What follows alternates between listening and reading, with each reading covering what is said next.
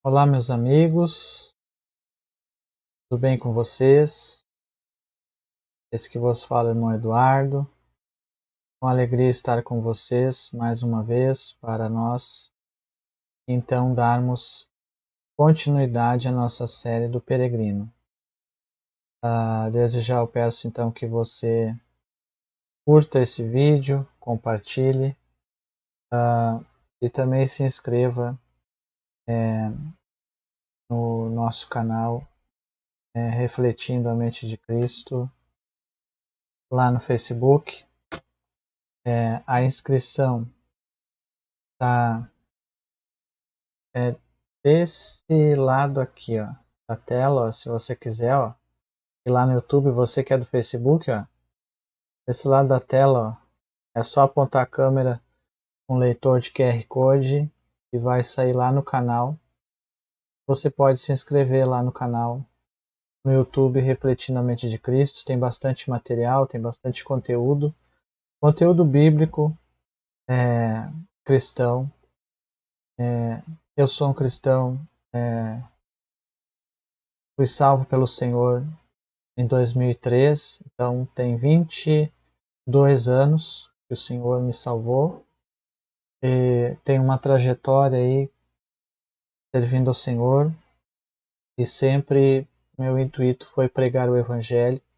Quem me conhece sabe o meu testemunho, e essa série não é diferente. Meu intuito aqui é trazer uma explicação bíblica, apontando as verdades espirituais que estão contidas nesse clássico cristão, que é o livro do Peregrino. Então, desde já eu peço que você apoie esse trabalho. E de que forma você pode apoiar?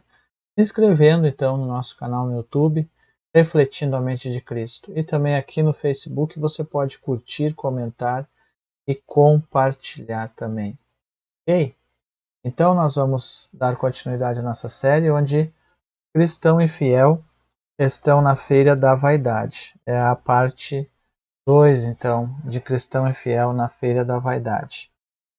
Os comerciantes ficaram muito indignados, porque os peregrinos nem mesmo se interessavam por nenhum dos seus artigos, nem mesmo queriam vê-los. Então, os cristãos, na feira da vaidade, fiel e cristão, eles não eram atraídos pelo que era apresentado a eles ali naquela feira. E o verdadeiro salvo, ele nunca será atraído por esse mundo no sentido de desejar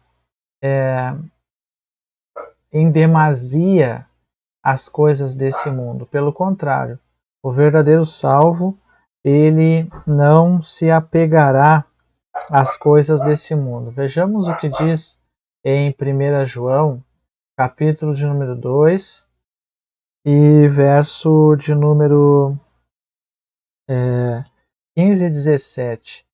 Mesmo sendo oferecido ali muitas coisas, conforme nós falamos, né? Cristão e fiel, eles permaneceram firmes no Senhor, sem desejar as coisas que eram oferecidas a eles na feira da vaidade. Então, 1 João 2 e 15. Não ameis o mundo nem o que no mundo há. Olha o conselho do apóstolo João para nós. Se alguém ama o mundo, o amor do Pai não está nele. Porque tudo o que há no mundo, a concupiscência da carne, a concupiscência dos olhos e a soberba da vida, não é do Pai, mas do mundo. E o mundo passa, e sua concupiscência. Mas aquele que faz a vontade de Deus permanece para sempre. Então, quando nós falamos sobre o amor ao mundo, que o apóstolo aqui ele exorta que os cristãos não tenham, é você se apegar em demasia, desejar as coisas desse mundo em demasia, o que o verdadeiro salvo não deve fazer. O verdadeiro salvo, como eu já falei, ele tem prazer nas coisas do reino, nas coisas que vêm de Cristo, nas coisas do Evangelho, e não anseia nem anela pelas coisas desse mundo. Eles, os cristãos, fiel e cristão, não imitavam a aparência dos moradores locais, e quando os chamavam para olhar as mercadorias da feira da vaidade, colocavam o dedo nos ouvidos e clamavam: desvia meus olhos de contemplar a vaidade. Olhavam para cima, o que significava que seu objetivo estava no céu. Então, o sentimento deles era olhar para o alvo, para os céus. Eles não ansiavam pelas coisas aqui da terra. Isso também demonstra que tipo de evangelho era o evangelho dos peregrinos. O evangelho que os peregrinos eles seguiam. Era o evangelho que realmente pregava e ensinava as coisas celestiais e não as coisas dessa terra. Filipenses capítulo 3, verso 20, a nossa cidade está nos céus, de onde também esperamos o Salvador, o Senhor Jesus Cristo, que transformará nosso corpo abatido para ser conforme o seu corpo glorioso, segundo o seu eficaz poder de sujeitar a si todas as coisas. E hoje, no mundo que nós vivemos, que há uma grande guerra cultural e psicológica, o cristão que ele vive nesse contexto, ele deve ter consciência que ele precisa estar com a mente em meditação, com esperança no céu. Você, como cristão, precisa se conscientizar que você tem que estar com a sua mente ligada em Cristo, porque nessa guerra cultural que nós vivemos, se você ficar contemplando a cultura, contemplando o mundo, você vai sucumbir na sua fé. Aí muitos estão desanimados na fé. Por quê? Porque eles colocam o seu coração nesse mundo. Eles contemplam e desejam e param para observar o mundo. Em vez de olharem para cima, olharem para Cristo, meditarem e pensarem nas coisas do reino dos céus, eles acabam pensando então nas coisas desse mundo e se apegando às coisas desse mundo.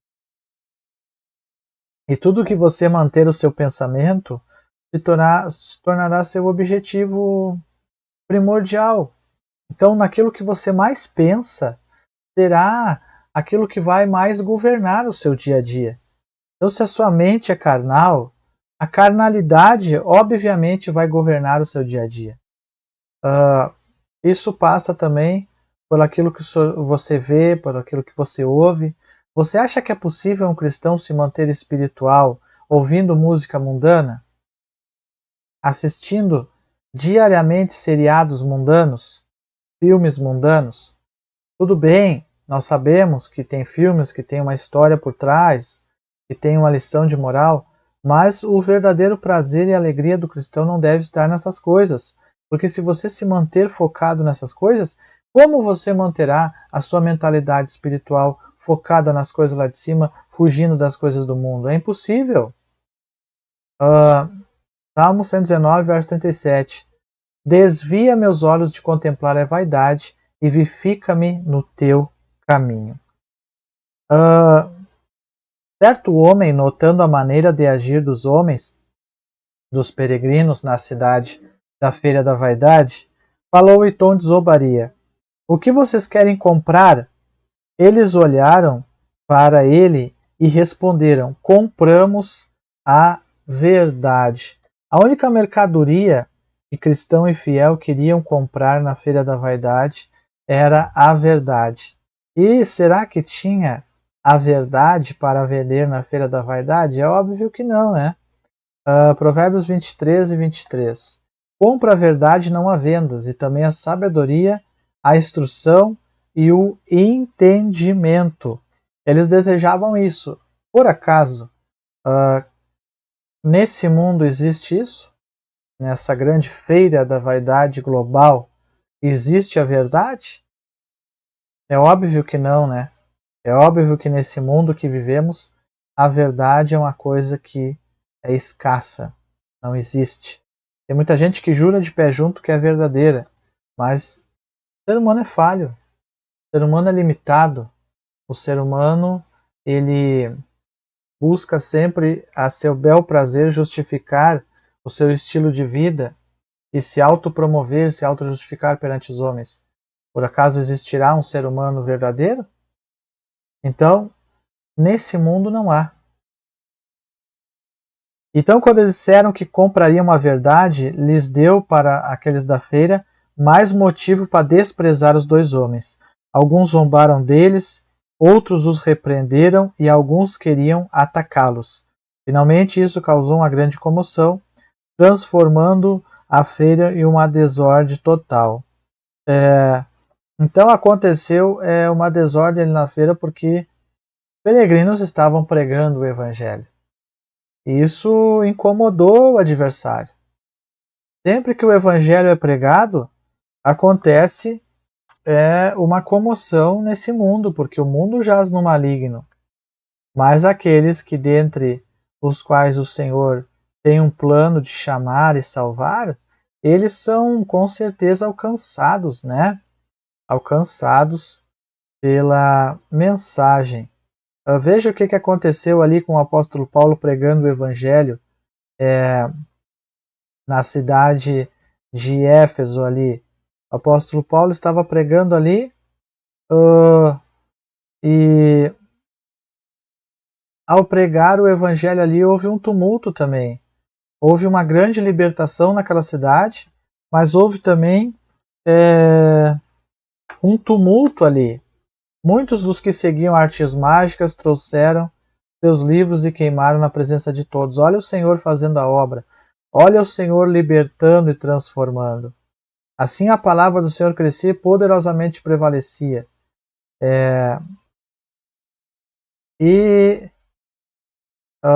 Houve ali uma grande salvação, mas depois houve um alvoroço, né? Um certo ourives, verso 24 de Atos 19, ourives de prata por nome Demétrio fazia prata em nichos, de Diana dava não pouco lucro aos artífices, aos quais, havendo ajuntado com os oficiais de obras semelhantes, disse: Senhores, vós bem sabeis que neste ofício temos a nossa prosperidade. Vede bem que não só em Éfeso, mas em quase toda a Ásia, esse Paulo tem convencido e afastado grande multidão, dizendo que não são deuses os que se fazem com as mãos. Olha só, e Paulo, ele não tinha meio termo, né? Ele pregava o evangelho com certeza e confiança e falava a verdade. Olha, essas imagens é idolatria. E pregando a verdade é que liberta. Não adianta pregar meio termo. Não adianta pregar um evangelho pela metade. O que liberta é a verdade. Se for meia verdade, se for uma mensagem que não tem nada a ver com a realidade do evangelho, não vai libertar a pessoa vai só mascarar o problema. E Paulo pregando a verdade, houve libertação. Diante disso, houve então um tumulto por aqueles que odiavam o caminho do evangelho. E não foi diferente aqui, na Feira da Vaidade. Houve também um grande tumulto e desordem. Notícias sobre os acontecimentos chegaram aos ouvidos do diretor da feira, que veio rapidamente e convocou alguns de seus amigos mais confiáveis para prender esses dois homens sob custódia e questioná-los. Assim, os dois foram levados ao julgamento. Seus inquiridores faziam perguntas acerca de onde vinham, para onde estavam indo e por que usavam essas roupas incomuns. Os homens disseram que eram peregrinos e estrangeiros nesse mundo. Olha só, e dirigiam-se a seu país, a Jerusalém Celestial, e que não havia motivo para que os habitantes da cidade, comerciantes, os maltratassem, nem que dificultassem sua jornada, exceto quando um deles perguntou o que comprariam, e responderam que comprariam a verdade. Mas aqueles que tinham sido nomeados para julgá-los acreditavam que eram loucos ou causadores de tumulto na feira. Então distorceram o testemunho deles. E não é diferente, né? Um verdadeiro cristão, sempre que o cristão ele dá o seu testemunho, muitas vezes o testemunho do cristão, mesmo sendo o testemunho verdadeiro de fé, ele será distorcido. Hebreus 11:13, todos esses morreram na fé sem terem recebido as promessas, mas vendo-as de longe, crendo-a e, abraçando-as, confessaram que eram estrangeiros e peregrinos na terra, porque os que isso dizem claramente mostram que buscam uma pátria. Na verdade, se lembrasse daquela onde haviam saído, teriam a oportunidade de tornar, mas agora desejam uma melhor, isso é a celestial. Por isso também Deus não se envergonha deles de se chamar seu Deus, porque já lhes preparou uma cidade. Então os peregrinos apenas confessaram: olha, nós não somos desse mundo, nós estamos rumo à Nova Jerusalém, a nossa esperança não está aqui, e só dissemos a verdade também quando fomos redarguidos, mas não queremos problemas. Porém, o pessoal da feira, eles não deram muita atenção para o bom testemunho dos cristãos, né? Eles queriam encontrar um meio de acusá-los e fazer mal a eles, né? Eliminá-los, né? Amados, 1 Pedro 2:11. Peço-vos como peregrinos e forasteiros que vos abstenhais da concupiscência carnal, que combatem contra a alma. Então, peregrinos e forasteiros devem se abster do que é mal e carnal desse mundo e deve reconhecer que está aqui de passagem, batalhando pela sua fé. Aqueles que tinham sido nomeados para julgá-los acreditavam que eram loucos e causadores de tumulto.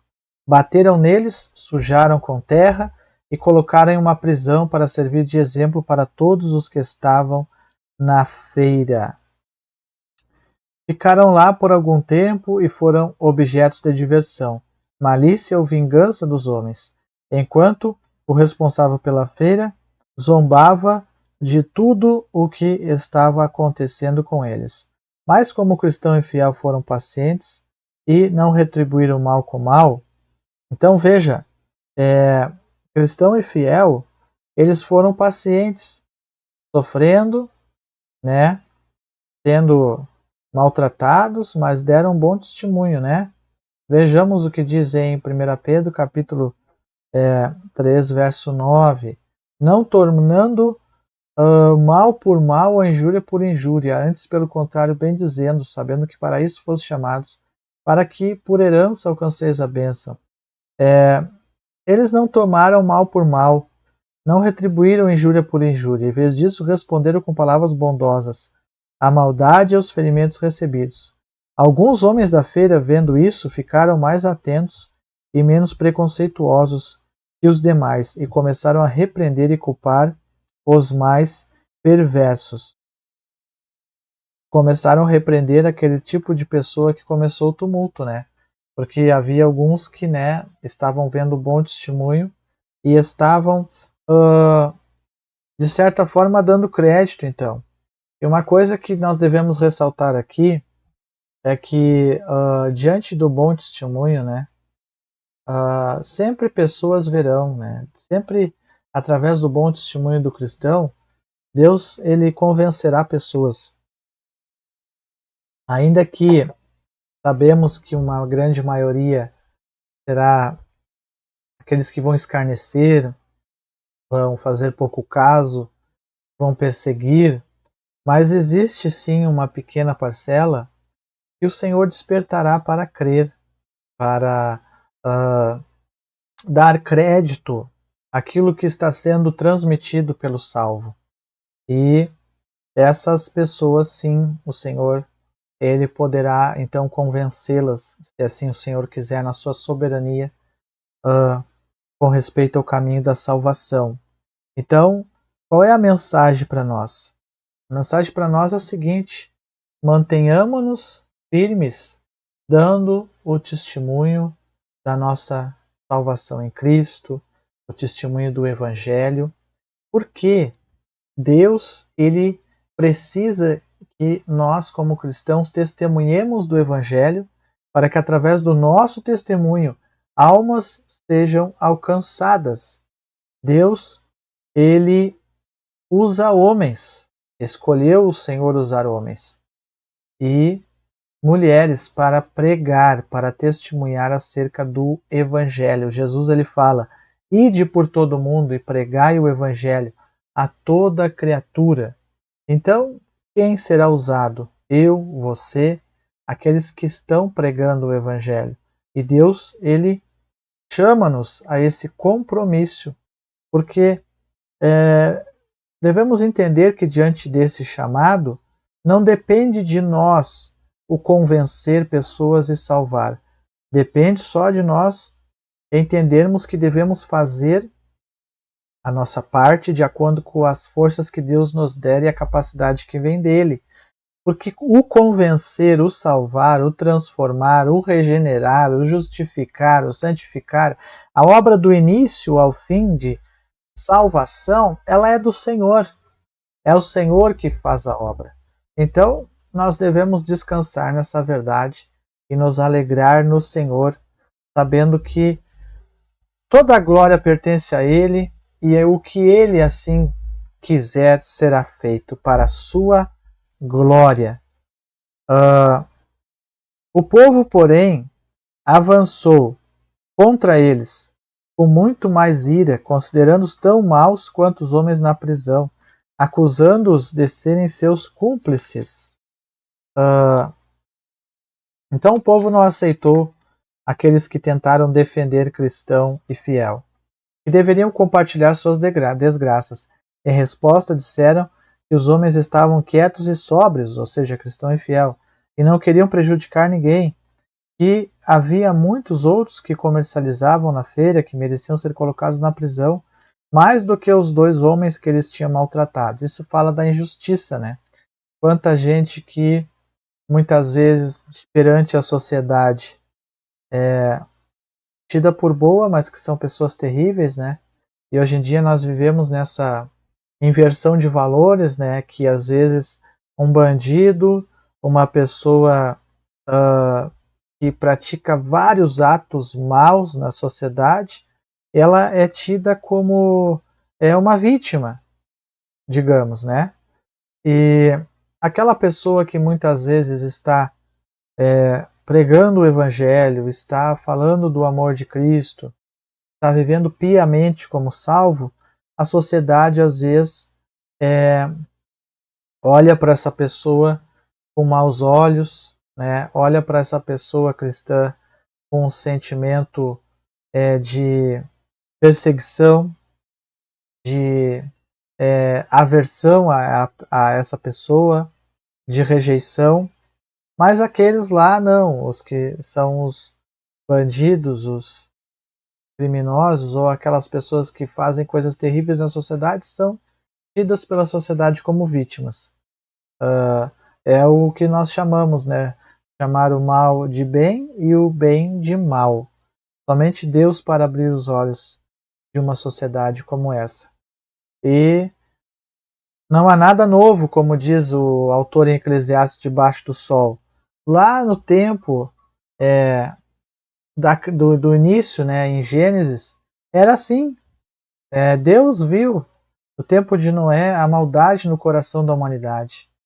Deus, ele testifica desde o princípio. Os homens quiseram criar uma torre para se unir, fazer uma comunidade, para que nunca mais fosse destruída aquele interesse de grandeza, de glória. Deus então desfez, né, confundindo as línguas, desfez o intento deles. Desde o início nós vemos a maldade da humanidade, chamando o mal de bem e o bem de mal. Assim, depois de várias palavras trocadas por ambos lados, tanto os que defendiam fiel e cristão como os que queriam matá-los, durante os quais os 2 homens, fiel e cristão, se comportaram de forma sensata e sóbria, começaram a lutar entre si os 2 lados e ferir-se uns aos outros. Então esses 2 pobres homens foram levados novamente ao tribunal da cidade, acusados de causar os últimos problemas na feira. Em seguida foram golpeados sem piedade, expostos por toda a feira, presos por correntes, para servir de exemplo para que ninguém falasse em seu favor ou se juntasse a eles. E aqui, quando os 2 lados brigaram, tanto que defendia cristão e fiel como aqueles que queriam destruí-los, é interessante nós notar isso e analisar no sentido político. Nós vemos hoje o nosso Brasil bem polarizado, com dois lados, né, a esquerda e a direita, e aí a pergunta que fica é qual lado o cristão deve tomar. Eu vejo biblicamente que Cristo ele não tinha partido político.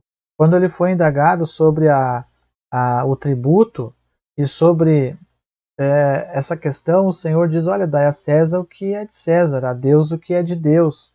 Quando Paulo ele fala sobre as autoridades, ele fala que nós devemos orar, mas não é visto nem o nosso Senhor Jesus e nenhum apóstolo falando, incentivando o cristão a se tornar um político ou seguir partidários políticos. Ao contrário, quando nós estamos vivendo a nossa fé em Cristo, nós temos que nos dedicar totalmente ao Senhor, porque uma pessoa que está vivendo, essa é a minha visão, ok? Pessoal, uma pessoa que está vivendo em Cristo, se ela for viver a política em si, é somente muita misericórdia de Deus para ela não se corromper. Somente a graça, a bondade, a grande misericórdia de Deus para não permitir que ela se corrompa. Porque o meio que nós vemos a política hoje em dia é um meio corrompido. É um meio que está, infelizmente, nas mãos de sociedades desse mundo, ok? Que não são nada agradáveis no seu contexto oculto, ok? Então, por isso que o cristão verdadeiro ele não deve batalhar por essas coisas. Também porque o cristão verdadeiro, o seu reino não é daqui. Você como cristão, você se dedicando à política, você não vai mudar o Brasil, você não vai mudar o mundo. Tudo o que está escrito que vai acontecer com o mundo acontecerá. Entende? Então eu vejo mais a política hoje no meio evangélico como oportunismo, tanto do lado daqueles que participam em questões de como candidatos buscar votos, como aqueles também que ficam aí na internet usando os meios de comunicação, enfim, ou também oportunidades nos templos para falar sobre essas questões e tomar lado A, lado B. Aí você pode dizer, mas existe o melhor lado? Eu posso dizer para você assim, existe o menos pior. Você tem que olhar o menos pior e exercer sua cidadania. Agora veja, os dois lados entre si brigaram, né? Tanto os que defendiam o cristão como os que queriam destruí-los. Agora veja só, se nós não tivéssemos num país livre, entre aspas, que ainda somos livres, né? Temos liberdade de expressão ainda, e fosse dado pena de morte ou maltratos e prisão para os cristãos que professassem a sua fé publicamente. Diante disso, se verdadeiramente somos salvos, o que nos afastaria de Deus? A tribulação, como diz o apóstolo Paulo, a prisão, a espada? É claro que não. Se verdadeiramente Cristo nos salvar, nada nos afastará do Senhor. Então, o que eu vejo mais com esse acomodamento no nosso tempo é pessoas vivendo um falso cristianismo acomodado e é um cristianismo não bíblico, acomodado a esse presente século, acomodado aos costumes desse mundo e não é acomodado e siga o padrão bíblico. Isso é muito, muito mais perigoso do que situações de perseguição aos cristãos, porque os cristãos perseguidos sabem que estão à beira da morte. Tempos difíceis fazem homens fortes. Agora, cristãos que não são perseguidos, cristãos que vivem uma vida comum aí, muitos não estão nem aí para o Evangelho e para Cristo. Tempos fáceis fazem homens fracos, ok? Nesse momento, o cristão e fiel se lembraram do que ouviram do fiel amigo evangelista.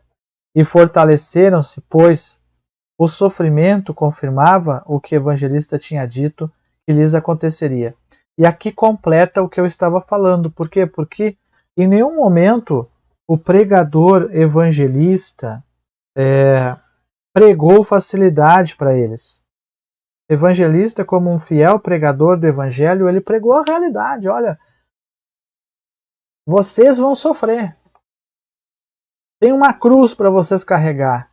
E quem sabe um de vocês ou os dois vai pagar com a própria vida. Veja só, que pregador corajoso esse evangelista, que não omitiu nenhuma palavra do evangelho, mas pregou o evangelho com ousadia e confiança, apresentando as verdades bíblicas patentes para aqueles dois, para que eles se preparassem. Porque quando um pregador ele omite as verdades bíblicas, ele está fazendo com que as pessoas se tornem levianas na fé. E está fazendo com que as pessoas possam fracassar na fé. E Deus cobrará desse tipo de pregador. Deus cobrará desse tipo de pessoa que omite a verdade do Evangelho em troca de aplausos e reconhecimento. Mas eles estavam avisados, eles estavam conscientes do que eles deveriam passar por amor a Cristo e do Evangelho. Por isso eles se confortaram mutuamente, porque aquele que fosse escolhido para sofrer seria abençoado. Entretanto, cada homem desejava secretamente receber aquela honra. Cristão e fiel, cada um deles desejava secretamente sofrer o martírio por amor ao seu mestre.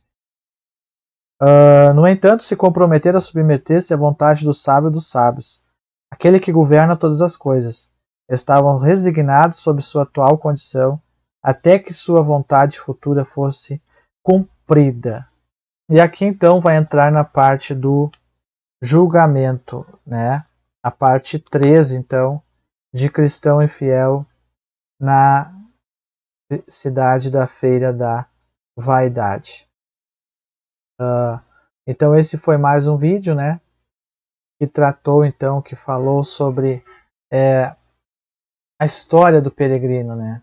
Aqui eles estão então na Feira da Vaidade, essa parte aí, indo para o julgamento. E aí, o que você achou? Deixa aí nos comentários, né? Curta e também se inscreva, ó, tá aqui, ó, bem em cima aqui, ó, no YouTube, ó. Se inscreva, é só apontar o QR Code aí, você que é da rede social, Facebook, aponta aí o QR Code do seu celular e se inscreve aí, apoia o canal lá no YouTube e ore também por mim, por esse canal, para que o Senhor abra as portas para a pregação do Evangelho. Deus abençoe sua vida, obrigado por estar comigo, obrigado por compartilhar esse momento comigo e qualquer coisa é só chamar, ok? Não esquece, curta, compartilhe, comente e se inscreva, ok? Um abraço e até o próximo vídeo, se Deus assim nos permitir, ok?